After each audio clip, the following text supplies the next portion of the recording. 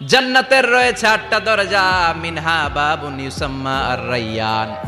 8টা দরজার মধ্যে স্পেশাল একটা দরজা আছে, ওই দরজার নাম হলো রাইয়ান। লা ইয়াদখুলুহু ইল্লা সাইমুন, রোজাদাররা ছাড়া কেউ রাইয়ান দরজা দিয়ে ঢুকতে পারবে না। আবার বিশ্বনবী বললেন, মান দাখালাহা লাম ইয়াজমা আবাদা, একবার রাইয়ান দরজা দিয়ে যে ঢুকবে চিরকালের জন্য তার গলার তৃষ্ণা মিটিয়ে দিবে কে?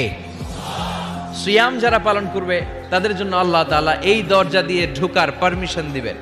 যেহেতু সারাদিন অল দ্য ডে লং সে তৃষ্ণার্ত ছিল, আল্লাহর ভয়ে কিছুই পান করে নাই, এজন্য রাইয়ান দরজা দিয়ে ঢোকার সুযোগ সে পাবে, আর একবার ঢুকলে তার গলায় আর তৃষ্ণা থাকবে না। বিশ্বনবী বললেন এই 8টা দরজার অনেক মাহাত্ম্য। সাহাবাদেরকে নিয়ে জান্নাতের দরজার বর্ণনা দিয়ে বিশ্বনবী বললেন, তোমাদের মধ্যে এমন একজন সাহাবা আছে, জান্নাতের প্রতিটা দরজা ওই সাহাবাকে ডেকে ডেকে বলবে, আপনি আমার দরজা দিয়ে জান্নাতে ঢুকেন। প্রতিটা দরজা চাইবে সেজন্য ওই দরজা দিয়ে ঢুকে। সাহাবারা বললেন, ইয়া রাসূলুল্লাহ, ইয়া হাবিবাল্লাহ, কে সেই সাহাবী?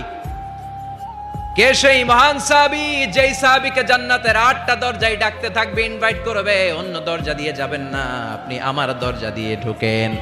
বিশ্বনবী বললেন, সেই সাহাবী হলো আমার হিজরতের সঙ্গী আবু বকর as-সিদ্দিক। পড়েন সুবহানাল্লাহ। কি ব্যক্তিত্ব ছিল, অসাধারণ ব্যক্তিত্ব, পার্সোনালিটি। 8টা জান্নাতের দরজায় ওনাকে ইনভাইট করবে, আসেন আসেন আমার দরজা দিয়ে ঢুকেন। সাইয়েদনা আবু বকরের এত সম্মান, উনি সবগুলা দিয়ে ঢুকতে পারবে, আমাদের পারমিশন থাকবে না, এটা কি হতে পারে? সাইয়েদনা আবু বকর আমাদের লিডার না?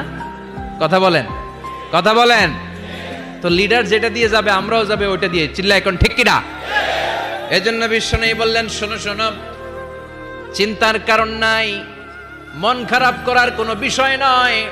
প্রতিদিন সালাত কায়েমের আগে যে তোমরা ওযু করো, এই ওযু করার পর কেউ যদি পড়ে আশহাদু আল্লা ইলাহা ইল্লাল্লাহ ওয়া আশহাদু আন্না মুহাম্মাদান আবদুল্লাহি ওয়া রাসূলুহু, ওযু করার পরে এই দোয়াটা প্রতিদিন যে পড়বে তার জন্য আল্লাহ জান্নাতের 8টা দরজা খুলে দিবে। আমাদেরকে আল্লাহ তাআলা এই অপরচুনিটি দিয়েছেন, প্রতিদিন আমরা ওযু করি, ওযুর পরপর আমরা এই শাহাদাত বাক্য উচ্চারণ করব। ইনশাআল্লাহ পড়েন, আরো জোরে পড়েন ইনশাআল্লাহ।